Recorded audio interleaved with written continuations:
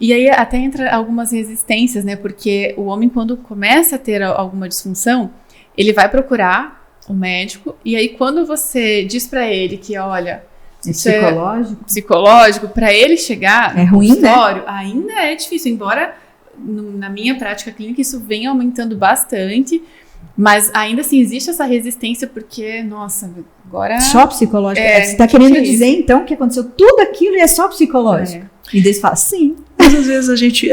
existem ferramentas, dentro da nossa atividade profissional, você fala, cara, veja, olha só, você veio, você estava com dúvida, né? Nós fizemos a checagem orgânica, tudo bem. Tá ótimo, cara. Um reforço positivo, né? Então isso aí que está acontecendo contigo é um desgaste, é uma somatória de fatores, né?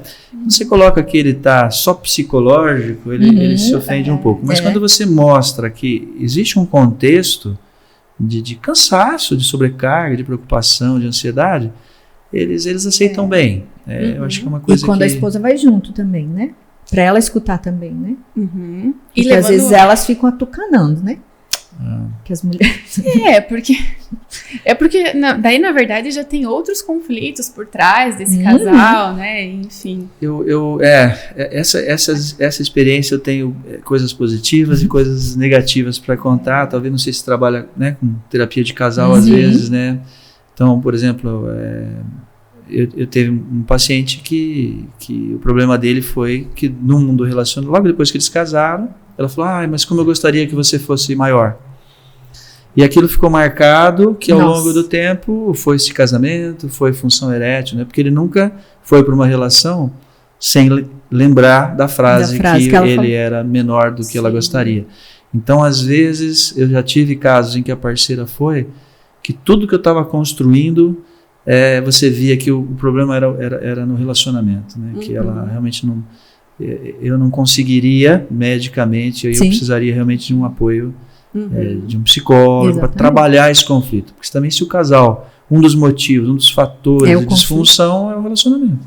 Se um não dá feedback para o outro, dificilmente vai ter estímulo suficiente. Com certeza. A qualidade do relacionamento afeta muito a questão da comunicação, principalmente, das né? Você pontuar o que está ruim, o que está bom, o que eu consigo fazer e o que, né? Vamos encaminhar para a doutora Débora. Isso, vamos lá, os casais estão chegando e aí sai todo mundo feliz. Mas muitos que chegam e não passaram, né, por médicos, a primeira conduta que eu tenho é encaminhar para poder fazer uma avaliação clínica, descartar qualquer hipótese orgânica ali que possa estar interferindo, para daí sim, até para isso gerar uma tranquilidade, né? E olha, então, espera que a gente...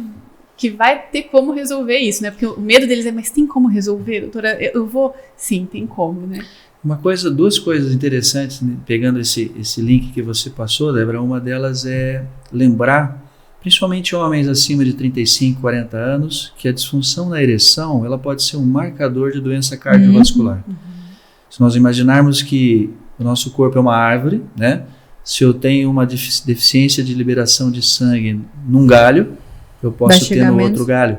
Então, a parte cardíaca, ela tem que muitas vezes ser avaliada antes de iniciar o tratamento. E a segunda coisa é que os homens, né, isso as mulheres estão assistindo, me ajudem lá em casa, é que quando há um problema de disfunção orgânica e que a gente precise tratar e ganhar algumas batalhas, muitas vezes meu tratamento não é curativo. Ele é de suporte. Então, por exemplo, há um problema grave que talvez seja para o resto da vida e com o envelhecimento piore.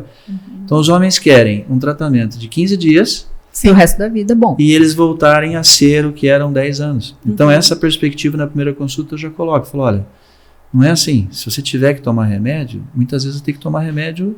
Nós temos remédio.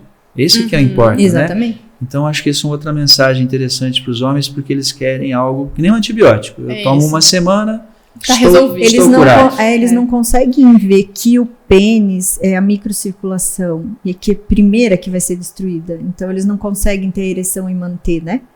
Quando você começa a explicar dessa maneira, eles vão ter que mudar a vida deles, né? É que aí entra a questão da terceirização da responsabilidade, né? Então, eles vão se ter eu que vou mudar. lá, o médico me dá um remédio, um tratamento, é mais fácil. Eu não preciso fazer nada, né? E aí que está, né, a grande, né, sacada, que é realmente estilo de vida. Estilo de vida. Quando a gente pensa em longevidade, tem um estudo muito famoso que foi da Universidade de Stanford, era um psicólogo também, o Dr. Louis Terman, que quando estudaram o grupo de pessoas com alto índice de coeficiente de inteligência, o que eles faziam para viver mais? 75% são nossas escolhas. Então, muitas vezes as pessoas falam, não, meu avô, meu pai viveu tanto, eu também vou viver. Não, essa genética vai te proteger 25%. 75% é se você fuma, se você exagera no álcool, se você faz exercício, se você cuida do seu peso, se vai no cardiologista. Então, eles precisam entender que eles têm que trabalhar para conquistar. A responsabilidade sobre a isso, responsabilidade. Né? Sim, porque é bem mais fácil a gente jogar agora, nas costas da genética. Com a pandemia, aumentou muito o consumo de álcool, né? As pessoas, e daí faz curso de barista, fica bonitinho, mas é álcool do mesmo jeito. Né?